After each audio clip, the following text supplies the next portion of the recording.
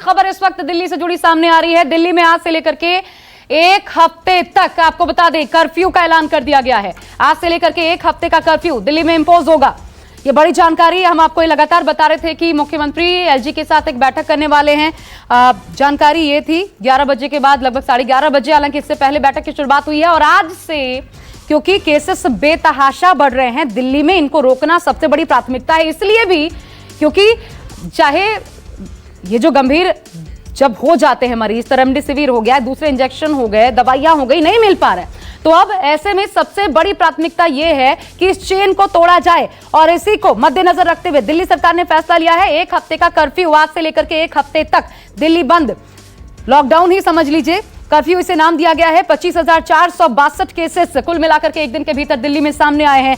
161 लोगों की मौत हो गई है एक दिन के भीतर। और ऐसे में इस पर लगाम लगाना बहुत ज्यादा जरूरी है, क्योंकि बेड्स की कमी है, आईसीयू में भी बेड्स की कमी है, ऑक्सीजन वाले बेड्स की भी कमी है। और ये बात खुद दिल्ली के मुख्यमंत्री अरविंद केजरीवाल ने स्वीकारी थी। कल भी लगातार वो प्रेस कॉन्फ्रेंस जब कर रहे हैं, तो दिल्ली की स्थिति क्या है उन्होंने बताया था। 10,000 जो सरकारी बेड्स अवेलेबल थे, उनमें से 7,000 कोविड के लिए दिए जाएं। ये मांग भी केंद्र सरकार की तरफ से केंद्र सरकार से की थी अरविंद केजरीवाल ने।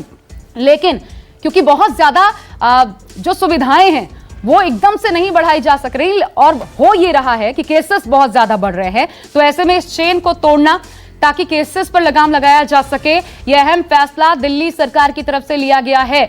और यह राज्यों के ऊपर है कि अपने अपने राज्य में सरकारें इस वक्त क्या फैसला लेती हैं। केंद्र के साथ बैठकें भी हुई, उसमें भी राज्यों की तरफ से डिमांड्स रखी गई, लेकिन यह राज्यों के ऊपर निर्भर है कि वो अपने प्रदेशों में कैसे कोरोना को कंट्रोल करते हैं। तो दिल्ली सरकार का यह अहम फैसला सामने आया है। इधर महाराष्ट्र, आपको बता दें, महाराष्ट्र में लगातार 1 मई तक है ही यही कर्फ्यू लगा हुआ है। चेन तोड़ने की कोशिश वहां भी जारी है। और दिल्ली में जहां पर एक दिन के भीतर कल ही 25,462 केसेस सामने आए हैं और 161 लोगों को अपनी जान गंवानी पड़ी, ऐसे में इसकी रोकथाम के लिए एक हफ्ते का कर्फ्यू लगाने का फैसला दिल्ली सरकार की तरफ से लिया गया है। एलजी के साथ बैठक थी दिल्ली के मुख्यमंत्री अरविंद केजरीवाल की, और बहुत अहम फैसला। मैं एक कमेंट ले लेती हूं, मेरे साथ डॉक्टर्स का पैनल भी मौजूद है और इसलिए महत्वपूर्ण हो जाता है। सर, ये कितना बढ़िया फैसला है, जरा बताइए डॉक्टर राजीव रंजन, कितनी जरूरत थी इसकी?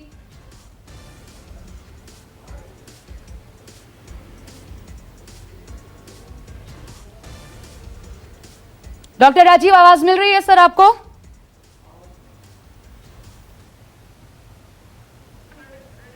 सर तक आवाज नहीं पहुंच पा रही, लेकिन रवि मलिक साहब, सर आप बताइए कितना महत्वपूर्ण फैसला और कितनी जरूरत थी दिल्ली को इसकी? बिल्कुल जरूरत थी इसकी। इसका फैसला जो है पहले भी लिया जा सकता था और हमें इसकी आवश्यकता थी ही थी, लेकिन डेफिनेटली सरकार को बहुत सारी चीजें देखनी है, इकोनॉमी वगैरह, लेकिन इसकी डेफिनेटली जरूरत है। 100% इसकी आवश्यकता है और ये शायद एक्सटेंड भी होगा। जिस तरह से केसेस बढ़े जा रहे हैं, ये अभी एक हफ्ते के लिए हुआ है, ये आगे एक्सटेंड भी होगा। और अगर ये एक्सटेंड नहीं भी होता तो भी मैं लोगों को ये कहूंगा कि कर्फ्यू मान के ही चलिए, बाहर निकलिए ही नहीं। जब एक हफ्ते के बाद अगर कर्फ्यू खोल भी दिया जाता है, आप बाहर तभी निकलिए जब केवल जीविका कमानी है, जरूरी चीज है। 12 बजे मुख्यमंत्री एक प्रेस कॉन्फ्रेंस भी करने वाले हैं, क्यों जरूरत पड़ी ये बताने वाले हैं, लेकिन एक पैनिक क्रिएट हो जाता है डॉक्टर साहब। और डॉक्टर निशा, इसलिए आप, क्योंकि आप मनोचिकित्सक हैं, एक चीज मैं आपसे जानना चाहती हूँ, ये पैनिक क्रिएट करेगा लोगों में या फिर पॉजिटिव कदम? डॉक्टर निशा, एक्चुअली में प्रिपेयर नहीं है मेंटली इस चीज के लिए कि दोबारा लॉकडाउन की सिचुएशन आए, बट मुझे लगता है हालात के अकॉर्डिंग ये शायद अभी वक्त की जरूरत है कि कुछ एक हफ्ते के लिए जो सरकार ने जो कदम उठाया है, क्योंकि बहुत ज्यादा कोरोना के केसेस बढ़ रहे हैं। और मैं ऐसे में यही बोलूंगी कि हम सबको थोड़ा संयम रखना होगा और साथ ही साथ डिसिप्लिन को बनाए रखना होगा। अगर आप अपने, क्योंकि मैंने एक चीज बहुत नोटिस की है, एक साल में लोगों में डिसिप्लिन बहुत पूरी तरह से खराब हुआ है।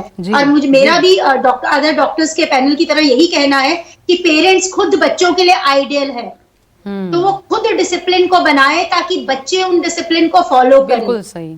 एक साल हो गया है, स्कूल्स वगैरह घर से चल रहे हैं, कॉलेजेस घर से चल रहे हैं, पर डिसिप्लिन की कमी है। मैं इस पर आऊंगी मैम, ये डिसिप्लिन जो बच्चों, क्योंकि हम बच्चों की बात कर रहे हैं और आज बच्चों से जुड़े हर एक सवाल का जवाब लोगों तक पहुंचाने की हमारी कोशिश होगी अभियान आयुष्मान के जरिए। लेकिन मेरे साथ मेरे सहयोगी प्रभाकर मिश्रा इस वक्त जुड़ चुके हैं, सीधा उनका रुख कर लेते हैं। प्रभाकर, किन वजहों को देखते हुए ये फैसला? देखिए, जो स्थिति बनी हुई है, पहली बात तो ये कि जिस ढंग से, जिस तरह से, जिस रफ्तार में दिल्ली में कोरोना के केसेज बढ़ रहे हैं, जिस तरह से लगातार डेथ हो रही है, और उसके बाद से यहाँ पर जो हेल्थ इंफ्रास्ट्रक्चर है वो चरमरा गई है। तो इस समय अब कोई उपाय नहीं दिख रहा है, और इसीलिए जो मीटिंग हुई है उस मीटिंग में ये फैसला लिया गया है। सूत्रों के मुताबिक 12 बजे के आसपास प्रेस कॉन्फ्रेंस होगा, जिसमें इस बात की जानकारी दी जाएगी लॉकडाउन लगाने की। लेकिन चूंकि अब कहीं ना कहीं ये मांग होने लगी थी, और देखिए जो स्थिति ये है कि अस्पतालों में जगह नहीं है, ऑक्सीजन की कमी है, दवाइयां नहीं है, और ऐसे में सड़कों पर बेतहाशा लोगों की आवाजाही जो है, ये कहीं ना कहीं जो ब्रेक द चेन वाली जो बात है, जो पिछली बार हुआ था और कहीं ना कहीं उसे सफलता भी मिली थी, तो अब ऐसा लग रहा है कि समय की मांग है और इसीलिए ये फैसला किया जा रहा है। मैंने कहा, मैं इसलिए कह रहा हूं कि चूंकि अभी सूत्रों के हिसाब से जो खबर आ रही है वो यही है, और चूंकि एक बात और जानने वाली है, सोचने वाली है कि जो अभी तक देश में जो टीकाकरण हुआ है वो 45 साल से ऊपर वालों का हुआ है, और जो अपने यहाँ वर्किंग क्लास है, अगर मैं दिल्ली एनसीआर की बात करूं, हमारे जैसे जो लोग हैं, इन्हें अभी तक टीका नहीं लगा हुआ है, और यही लोग हैं जो ऑफिसेज में हैं, यही लोग हैं जो सड़कों पे हैं, यही लोग हैं जो बाजारों में, दुकानों में हैं, और ऐसे में इन्हें जब तक रोका नहीं जाता है तब तक इस संक्रमण को रोकने का कोई और उपाय नहीं दिख रहा है। लेकिन ये बताइए प्रभाकर, आज से यानी कितने बजे से, आज से लेकर के एक हफ्ते, तो कितने बजे से शुरुआत होगी? अभी तो लोग बाहर हैं। देखिए, अब ये एकदम से नहीं होगा, जो होगा कि तत्काल प्रभाव का मतलब ये होगा कि शाम को 7 बजे 8 बजे इस तरह का कोई फैसला लिया जाएगा, क्योंकि अगर मेरे जैसा या आपके जैसा आदमी कोई घर से बाहर निकला हुआ है तो उसे उसके जगह पर, उसके डेस्टिनेशन पर जाने का समय दिया जाएगा। इसके पहले ये नहीं होगा। लेकिन हाँ, इतना है कि उस टाइम के बाद मान लीजिए कि हम ये कह सकते हैं कि आज रात से, चाहे वो 7 बजे हो या 8 बजे हो, एक हफ्ते के लिए। और मैं आशा, मैं बार बार एक बात ये कह रहा हूं कि ये अब मांग उठने लगी है। क्यों मांग उठने लगी है? इसलिए कि जो वर्किंग क्लास है, जिन्हें वैक्सीनेशन नहीं हुआ है, वो लोग, उनके घर के प्रत्येक आदमी, किसी न किसी के घर के आदमी को संक्रमण हो चुका है। वो या तो दवा अरेंज करने में लगे हुए हैं, अस्पतालों के चक्कर लगा रहे हैं, या खुद बीमार हैं, या चाहे उनका अपना कोई जानने वाला बीमार है। तो ऐसे में लॉकडाउन ही एक चारा है। अब दूसरी बात यह है कि क्या इस लॉकडाउन के बाद जो स्वास्थ्य सेवाएं चरमराई हुई हैं, क्या उसमें कुछ सुधार होगी? क्या जो जैसे सरकार ने, हालांकि दिल्ली सरकार की तरफ से कहा जा रहा है कि तमाम व्यवस्था किया जा रहा है, आशा ऑक्सीजन की सप्लाई सुनिश्चित करने की कोशिश की जा रही है, रेमडेसिविर जो दवा है, इसमें रामबाण दवा के तौर पर उसका जिक्र किया जा रहा है, उसकी व्यवस्था की जा रही है। लेकिन बड़ा सवाल यही है कि तमाम कोशिशों के बाद भी जो सड़कों पर अभी भी जो लोग हैं, मजबूरी में ही लोग निकलते हैं बाहर, और जब घर जाते हैं तो संक्रमित होकर जाते हैं। तो ऐसे में हाँ, ये निश्चित तौर पर ये फैसला मुश्किल होगा, क्योंकि लॉकडाउन लगने के बाद से ऐसे तमाम लोग हैं जिनकी रोजी रोटी, जिनकी जीविका पर बहुत दुष्प्रभाव होगा। लेकिन एक बात और है आशा, कि हम बार बार कहते हैं कि जिंदगी रहेगी तो हम आधे पेट से भी जी लेंगे। अभी तमाम लोगों से जब हम बात करते हैं, सड़कों पर, फोन पे बात करते हैं, आशा एक बात और कहें, हम पत्रकार हैं, इसलिए हम पत्रकार हैं, अभिशापित हैं, फोन आता है तो डर लगता है, क्योंकि किसी को ऑक्सीजन नहीं मिल रहा है, किसी को दवा नहीं मिल रही है, किसी को हॉस्पिटल में बेड नहीं मिल रहा है, और पूरी व्यवस्था, कोई इस समय किसी को हेल्प करने की स्थिति भी नहीं है। एक बात और आशा, मैं एक बात और इसमें जोड़ दूं कि बहुत लोगों को लगता है कि कोरोना हो गया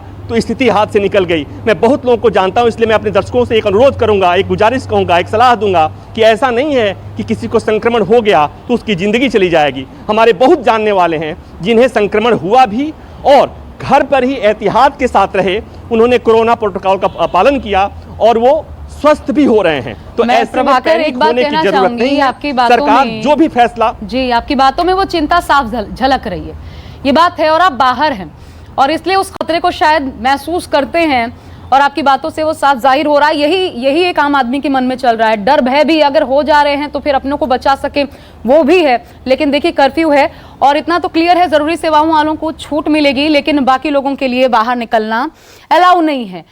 ये बड़ा फैसला है। 12 बजे मुख्यमंत्री इस पर अपनी बात रख सकते हैं। डॉक्टर राजीव रंजन मेरे साथ हैं, डॉक्टर रवि मलिक, इसके अलावा dietitian and coach Shweta Deewan ji, doctor Nisha Khanna हमारे साथ मनोचिकित्सक के रूप में मौजूद हैं।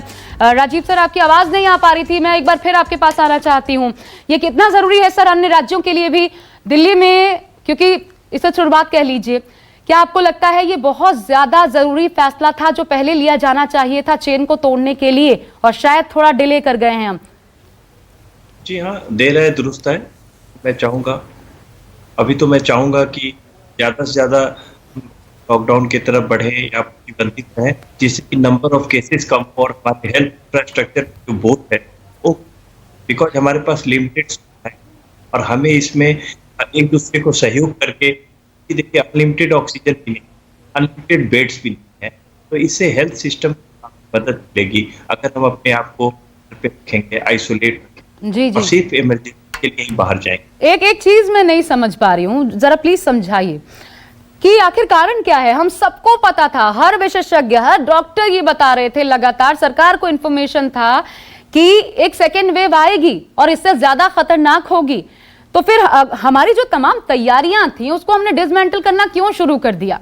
या फिर हम सरकारें ही गंभीर नहीं थी कि आज हम इस स्थिति में पहुंचे हैं कि ऑक्सीजन वाले बेड्स अवेलेबल नहीं है, आईसीयू में बेड नहीं है, लोगों के लिए दवाइयां उपलब्ध नहीं है?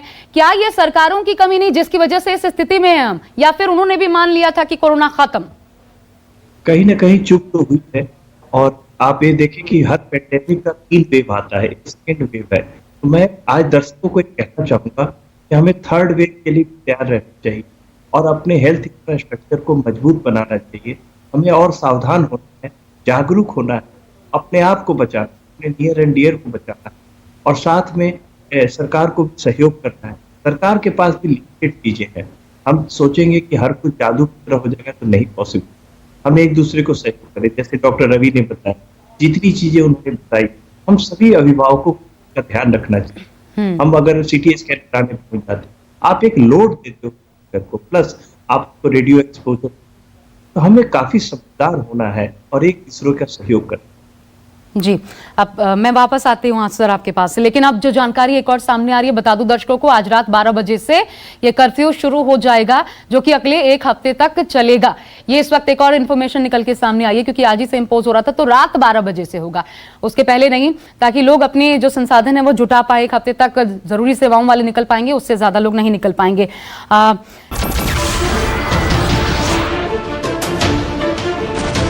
नमस्कार, मैं हूं मानक गुप्ता।